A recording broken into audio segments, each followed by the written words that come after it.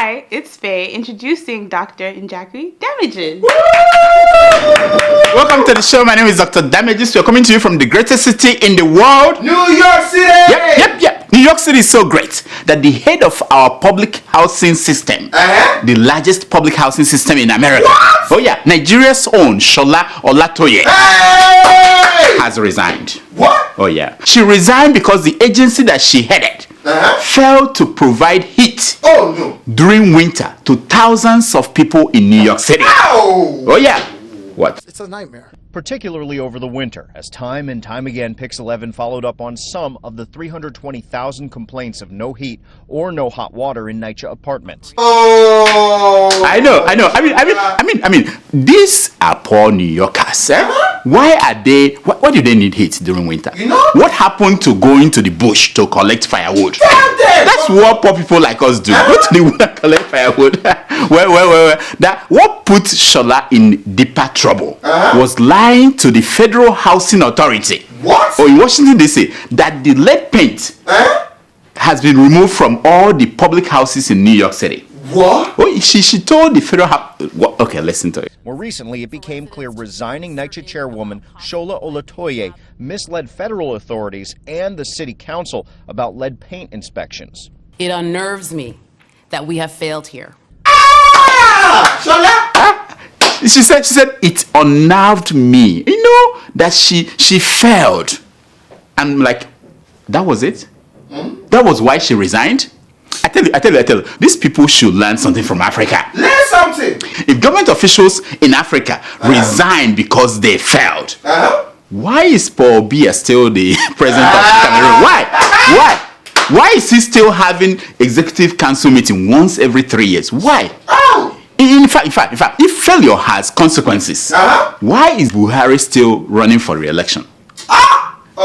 We'll get back to that story. Now, talking of resignations, the options left for U.S. President Donald Trump are shrinking day by day. Oh, no. Oh, yeah. There are actually two options left for him now. What are they, doctor? To commit political suicide or to resign to political fate. Now, the sad thing is that whatever option he chooses will end in one place alone. Political death. Unless he decides to fire some missiles into Syria and Iran or North Korea. But don't forget, he has that option, you know? So this week, the FBI raided the offices of Trump's personal lawyer. What? Oh yeah, they went in and they ransacked the place. The FBI took documents related to the $130,000 that Trump's lawyer paid to a porn star, Stormy Daniels, to keep quiet over the relationship with Trump. Now, right there, it sent a signal to the Speaker of the U.S. House of Rep that impeachment hearing is coming to the House. It's on the way, you know. The impeachment is coming, you know. Now, so it made sense that the Speaker of the House, Paul Ryan, you know the guy, decided that he will not seek re-election in November. He said, "I'm done. I don't want to deal with impeachment of Trump." Now, this impeachment thing was so big that even the former speaker decided that John Ben, you know John Ben, the one that is always orange. He announced that he was going into weed growing business. Oh yeah. The man, you will blame him. The man said that he is going to now join a company that grows weed. Now, for those who do not know, by 2030, when Nigeria's population will have become 200 million people, marijuana business in America will have become $76 billion industry. That is twice the budget of Nigeria today. So the former speaker said, you know what? I'm going into Igbo business. I don't want to hear about Trump. Once I smoke my Igbo, I'll be sound. You see, with Trump, it's beginning to sound like Christmas. It's beginning to sound like Christmas. Now, the place where Christmas is already bleak. In April, it's in Rwanda. It's April, but it already is bad Christmas for them. The government of Rwanda shut down over 700 churches and a dozen mosques. And they are threatening to shut down more of them. Listen to the news. Local government authorities have suspended activities for a total of 714 churches in different parts of Kigali over the last 1 week for failure to meet minimum standards. I know. They said noise. When did churches and mosques start? When did they start making noise? I thought they sing heavenly songs that make the people who hear them stay away from sins and love their neighbors. It's not what they're supposed to be doing. That's it. But no. People like this man.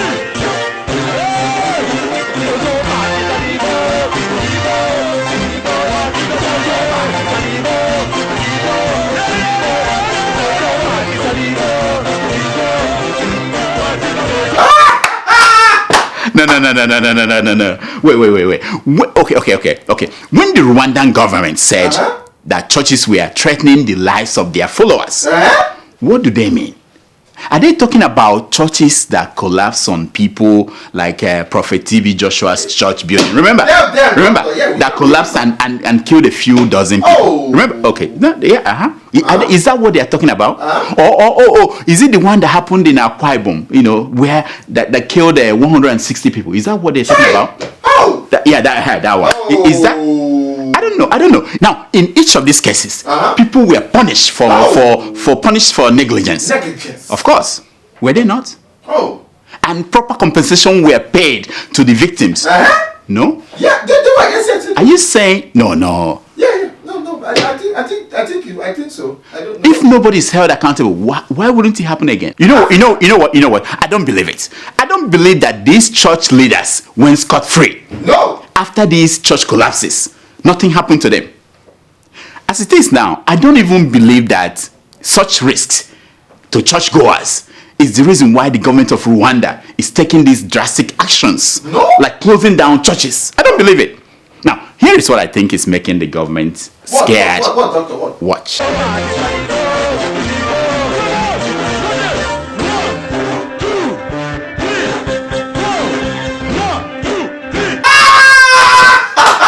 You see, why don't pastors use this kind of power on African politicians? You know what I mean? Go to the Nigerian Senate and do. Everybody. And they will fall with their poor belly on the floor. Don't worry. The stomach will protect them. It will be like a cushion. They won't be injured.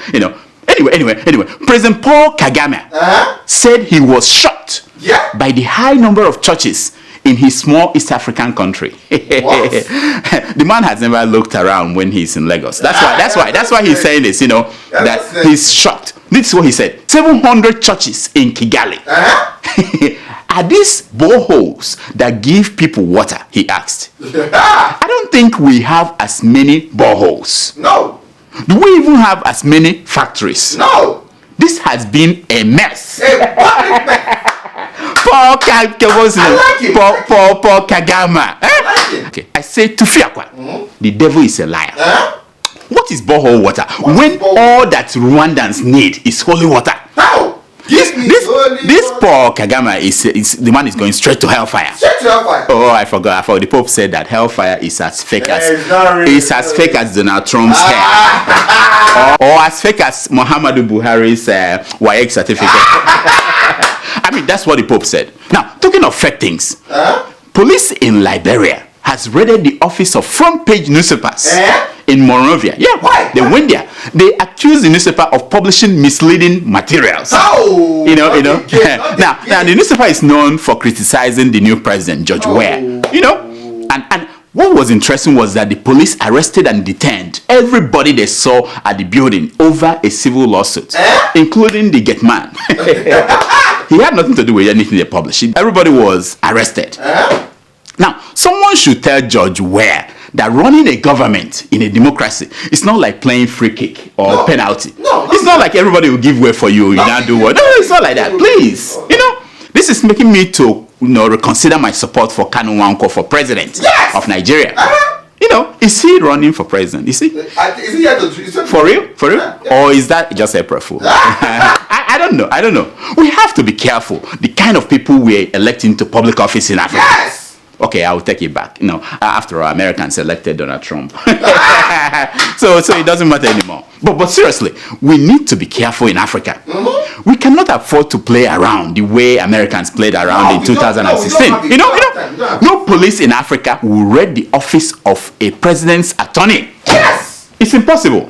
Now, here is why I'm crying out loud. The other day in Cameroon, a government official commissioned an ATM machine. What? No, I'll wait for this to sink in. An ATM. Look at the pictures. He said an event attended by the media and reporters, editors, big event, commissioned an ATM machine. Yep. What nonsense? ATM machine where you go and get money. Who did this to us? No, I'm telling you, as an African, who did this to us? Oh. Anyway, you all remember this famous Pastor Adeboye's story. Pastor Adeboye once said that he drove from Ore in Edo State to Lagos with an empty tank of fuel in his car. Now, the man studied mathematics, so he's a scientist. He was a professor before he got his calling to be a poor servant of the Lord. I said poor, underline that poor. Since he said it, I never understood why his worshippers, his followers, why his followers believed him. No. I mean, if he could drive his car without fuel from Ore to Lagos, why does he need money? Why? Just think about that. You know? Why does his church need money via My God. tithes and thanksgiving? I ask these questions because it looks as if this war against tithes is beginning to hurt the pocket of general overseers all over Nigeria. No, it's beginning to touch them. You know, here is Pastor Adeboye addressing his pastors at a recent convention. Watch. Make it clear to them. Anyone who is not paying his tithe is not going to heaven. Full stop. Daddy G.O. If you don't pay tithes, Daddy G.O. you won't go to heaven. Now, does it matter where you go to if there is no hell? I mean, right now we know there is no hell anymore. So, does it matter anymore? Why are people still scared that not going to? I mean, you go where Bob Marley will be and Pela will be. That would be an interesting. Anyway. Now I know why people believe men of God like Adeboye. I know why. Look at the reason.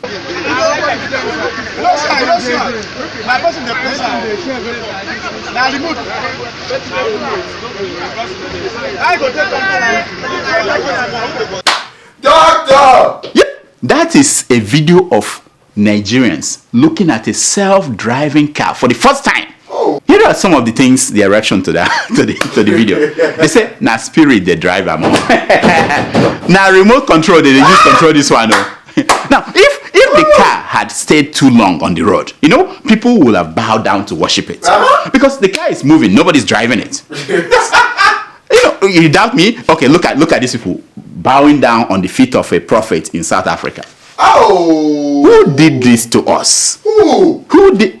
Now, let's forget all these silly matters. Let's go to the big story of the day. Yes! Watch. It was strong 2019. Okay, no, sir. You are a daydreamer. The Nigeria of the future is for dreamers like me. Okay. Yes. Your dream has no meaning. It's going to be for dreamers like me. No meaning. No. My friend. No. Not that now. We will get to that if we have time later. But that's not. I'm talking about the big story. This one. Yep. What? Oh yeah, it's happening. It is all Aisha Yusufu's fault. Oh yeah. A day after she declared that Buhari was incompetent, clueless, and lacked direction. She said it. No. Buhari was incompetent, clueless, and lacked direction. The day after she said that, President Muhammadu Buhari declared his intention to seek a second term in office. Oh yeah, he quickly shook up the political scene. According to Femi Adesina, you know Femi? He's following the pulse of the... Yeah. He said that Buhari's competitors have only one option. To run away. Look at it. You know who ran away first? Buhari ran away first. He ran to London. No. The fact is this. Well, the likes of Senator Bukola Saraki and Governor Tambawo of Sokoto State and former Minister of Education, obvious the question. They may run away, but not Omoyele Sowore. That inconsequential local champion who used to publish Sahara Reporters. Yeah. Is he still the publishers? Yeah. So Shure took his campaign. Excuse me. It is called, they call it a movement. To Nigeria. He took it to Nigeria. Yes. In an exchange with Nigeria's Minister of Communication on a radio program, the minister said this. Watch. Nobody even heard about some of you in 2014. No, because you are inconsequential political. I am consequential because you came on power. Well, you came to power on my back. Which back? On my back. Whose back? On the. I know. I waited for the minister to say the next day that he was misquoted. But he didn't. He did not deny it. Yes. He did not even say that he was quoted out of context. You see, why I don't think age should be the determining factor in an election. Yes. This African tendency to look down on young people is one of the most detrimental aspects of life in Africa. Yes. I'm telling you, all over the world, young people have shown that they could play leadership roles in their nations. From Canada to Ethiopia, from France to Ukraine, from Estonia to New Zealand. Young people are presidents and heads of states. In places like Botswana, 31-year-olds are ministers taking over leadership roles. Talking down on young people is the greatest self-inflicted cultural impediment Africans face in a world that is a lot younger and more sophisticated. Sasha, tweet it out. Like I It's politically motivated. No, it's not politically motivated. The presidency is for people like you. No, you see, that is part of the cockiness and arrogance of power we are talking about. And start from being a councillor. No, Start from being a councillor. I've been a member of the House of Assembly once. Before you became minister, were you a councillor? I was a commissioner to. No, sir. Before you became a minister. You don't hear things like this on what's okay Bakasi's style, that small thing he does on channels. Anyway, the quality of leadership anyone can provide should be paramount in choosing a leader. So if anyone wants your vote, don't ask how old are you. Instead, ask how bold are you. If someone wants your vote, don't ask what can you do for me. Ask what have you done for people like me. If someone wants your vote, don't ask what can you promise me. Ask what is your track record of keeping promises. I tell you, Shure will show them how. You came and you said a lot of things, but I didn't get specifics. How are you going to do it? You keep saying we can do it. How are we going to do it? I've been hearing we can do it. I want specific. There is somewhere you say corruption will be fought in the way that it has never been fought before. I've been hearing that a long time. How specific the system you're going to use to fight this corruption? Shure will show them how. Give me specific. Give me things that I will hold. I am tired of it will work. People will say it. I want to see how it is going to work. Thank you. I have my colleagues here, a lot of them who we went to the university together. He is visiting churches just like Jonathan. He's also visiting mosques just like Buhari. You doubt me? Yes. Watch.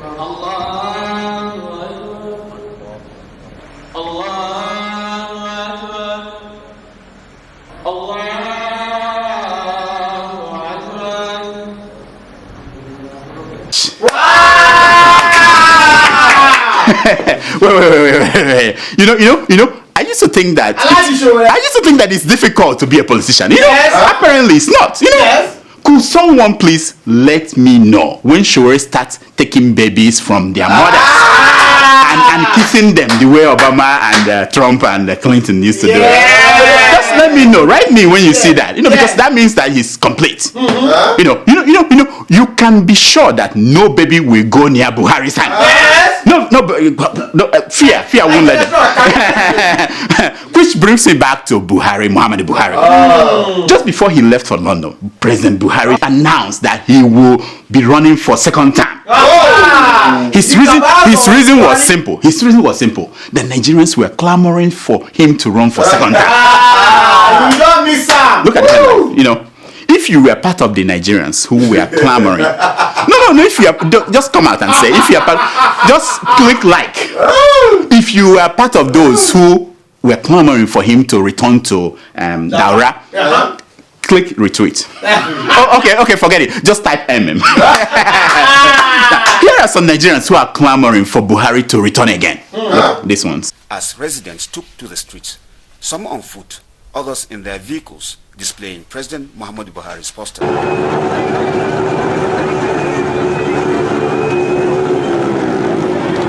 In Kazan. I know. And these are his people. Now, here are some Nigerians who are clamoring for Buhari to return to Daura.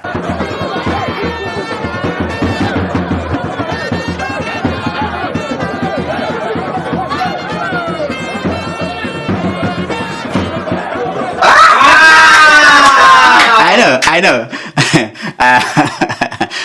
Now, here is Femi Adesina's explanation as to why Buhari declared his intention before leaving for London. Yeah, watch. A statement from the presidential spokesman, Femi Adesina, quotes President Buhari as saying, "I declared before leaving home because Nigerians were talking too much about whether I would run or not. So I felt I should break the ice. We have many things to focus on." You see, this is your fault. He said that Nigerians were talking too much. That's why he declared, if you guys have kept quiet, the man will have gone back to be in his sick bed. But you kept talking, and the man had to do it. Reaction to Buhari's bid for re-election was far and wide. New York Times reminded its readers that Buhari spent almost 4 months out of the country last year for medical treatment. 4 months. Now, the New York Times editorial annoyed the son of El Rufai, the governor of Kaduna. You know him? In a tweet, Bashir El Rufai, is he as short as his father? Not that it matters. No. Anyway. In a tweet, Bashir El Rufai said that New York Times, this is what he said about New York Times, the president in your country was on tape bragging about grabbing women by the and eats Big Mac all day. And he's a fully open racist and misogynist. We run again in 2020 and win too. But hey, it is New York Times. This, my reactions, I'm like, what? Whatever the snake gives birth to must be long. Oh yeah, he's just like his father. So Buhari met with his best friend in the whole wide world, the Archbishop of Canterbury. You know, did you see the picture? Yeah. During the meeting, Buhari said to the man of God that the conflict between Fulani herdsmen and farmers started before Queen Elizabeth was born. He promised him that before a black woman becomes a member of the royal family, that he will have found the solution. Now, in a statement released by Femi Adesina, Buhari told the Archbishop that the conflict was caused by invaders from Libya and Mali. He told the man of God that they were trained by former Libyan leader, Gaddafi. That when Gaddafi died, they joined Boko Haram and herdsmen. That's what I said. I'm like, what?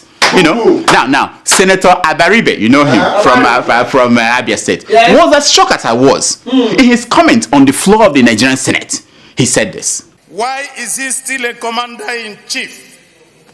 Why do we still continue to indulge? Why do we still continue to indulge this president that everywhere goes along to tell everybody outside this country that he is totally incompetent? Because it's obvious." He used the word again, incompetent. What? You know, I don't know why they put Buhari and incompetence in the same sentence. I don't understand.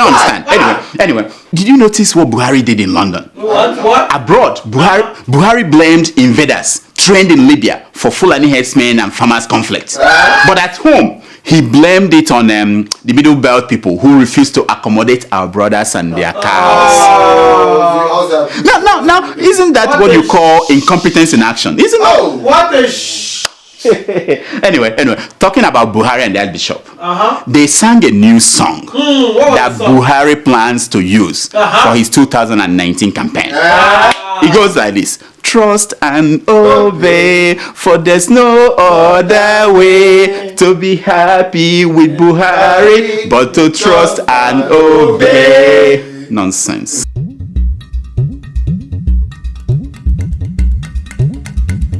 Here's the 7 we call secrets of Pictures! It's based on the premise that a picture is worth more than 1,000 words. Now the picture you're looking at, you look at it very well, is the picture of Pastor Professor Richard Akindele, a lecturer with at Obafemi Awolowo University, Ile-Ife. Now, in an audio recording, he demanded 5 rounds of sex to pass a female student who failed his class. Now the student scored 33 in the exam and needs only 7 more marks to make 40, which is the pass mark. Now, this man was had demanding 5 rounds of sex for the extra mark. I beg, play the audio. What's the 411? 411 is what's the plan now? Okay, plan. Let's have the first one today, and then after it, I'll do it to your person, and then we'll do another one tomorrow. Shaking your Jenny. If we know 5, our agreement is 5. Because of, is it B you want to give me or E? No. So why would it be 5 times that you will know? Oh yeah. That's what we see. That's what we see in Africa. Anyone who attended university in Nigeria knows that there are so many professors like this. Yes. Like this Pastor Professor Richard Akindele. Nonsense. Now, this is not a joke. We all have a responsibility to stop this nonsense in Nigerian universities. Yes, so we can stop it. And it doesn't matter if the female students are the ones initiating this kind of sex for grade act. Yes. It doesn't matter. Yes. It is not an excuse. Yes. If a woman like that student had tried that nonsense with a true pastor, a true man of God like Apostle Suleiman, he will have said to her, "Get you behind me, Satan." Yes. But if the Satan looks like Stephanie or Tobo, it will have been a different ballgame. It will have been a different ballgame. I mean, all bets are out. You know what I mean? All bets are fun. Now, the man has been caught in the past 3 years ago, and nothing was done to him. Yes. Obafemi Awolowo University authorities did nothing to him. His Anglican church did nothing to him. In fact, some people from his church think that he was set up by that girl. Now, the professor has since gone into hiding. What do you think should happen to the man? What do you think? Should be fired. As for me, I'm stuck with this question. If the man is demanding 5 rounds of sex for 7 marks, how much sex will he demand for the girl to get an A? I bet you the professor will not be able to do this calculation because he now thinks with his he doesn't think this is what I'm going to do to the man. On my part, I'm ordering Sasha to keep retweeting Pastor Professor Richard Akindele's picture 5 times a day for the next 5 years. Yes, until he becomes born again. Oh, he's already born again. What's up? Anyway, all right. The second picture you're looking at is that of Omoyele Sowore with the Emir of Kano. Yeah, his people said that he's taking the campaign to Buhari's stronghold. He's taking it to Kano. He's not okay with just staying in Lagos or Ibadan. He's taking it to Kano. But this is my thing. Until he goes to Daura and Katsina, then I will know he's serious. He can't be campaigning around Katsina. You have to go to Daura, then I will know that he's serious. Yes. But I told you this is going to be Bomboski. Now, here are some stories making headline news across Nigerian newspapers this week.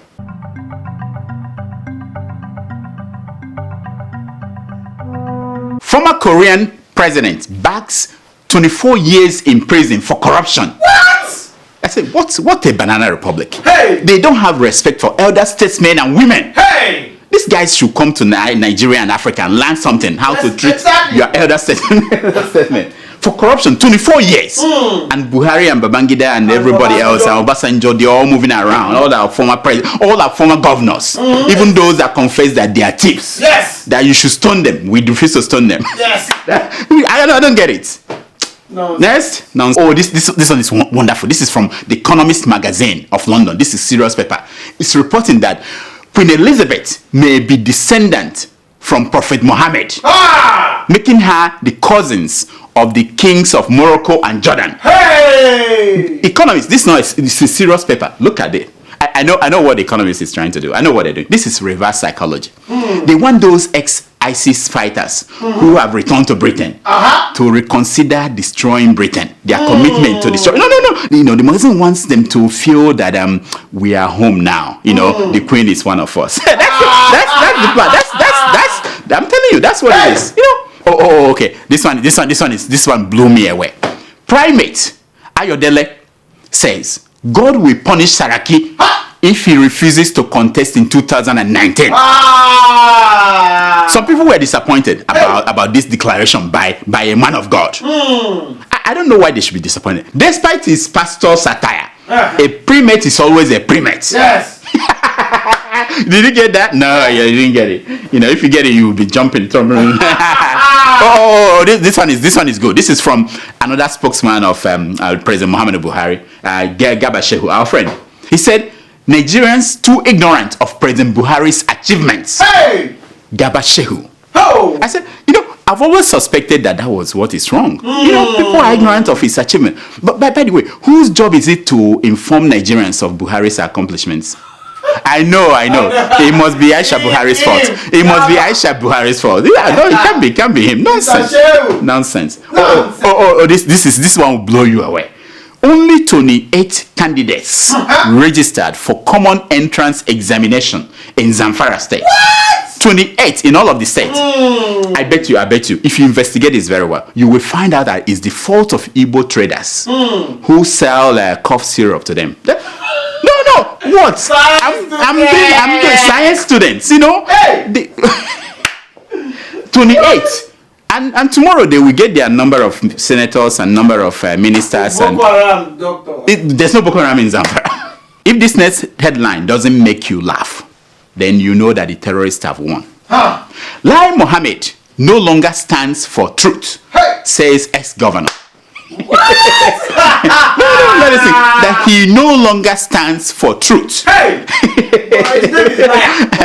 Has he ever stood for truth? Why is he saying that he no longer? When was the last time he said something that is true? No, just tell me. When was the last time? It's time for your email. No, we're not doing that. What happened? No emails today again? No. You know what? I can't apologize anymore. I can't give you any explanation anymore. But just watch next week. We are going to do something dramatic. Keep sending your emails, we're getting it, but something dramatic. Yes. Here is my concern for today. Starting from page 419 of the book, This American Life Self. Hey! By Marcel Proust. Wow. And it says, only that which is absent can be imagined. What? Only that which is absent can be imagined. That is deep. It's deep, you know. Deep. When you don't have young people running the country, it's absent and you can imagine it and you know what I mean? You can conceptualize it. Until next week, I'm Dr. Damages. I diagnose. You yourself! Nice maker. Hey! Come. Let's come talk to me. Talk to Dr. Damages. So how is the campaign going? I understand that you are Doctor, chief of staff. Doctor, my doctor. How is doctor, my doctor. How is going? I heard you are planning something. We are going towards. We are going to Kano, to Kaduna, to Ibadan, to Lagos. Wow. To when are you going to see Nnamdi Kano's? Wait. When are you going to Nnamdi Kano's territory? We are going. Because are ready for you can do all these things you are doing in Kano and in Ibadan. If you don't get to be ready for us. Town all in the southeast, southwest, south. We are all coming. In the northeast, north central, north, north central. This is not a campaign territory. So you say you're doing something here in New York? Yes, we are doing something in New York. May 5th. Weah is coming back to New York for New York Town Hall. It's going to be massive. Is it true that you come and listen to it? You are the chief of staff. Take it back. Is it? Take it back. Take it back. Okay, go. Is it true that you are the chief of staff? Yes, I'm the chief of staff. I'm the chief of staff. So don't worry. So will you be collecting some money when he's president? You're not that type. I'm not that type. I'm the cruel one. If you do nonsense, I'll fire you. You fire the person. I'll fire you right away. Wow. Right away. Thank you.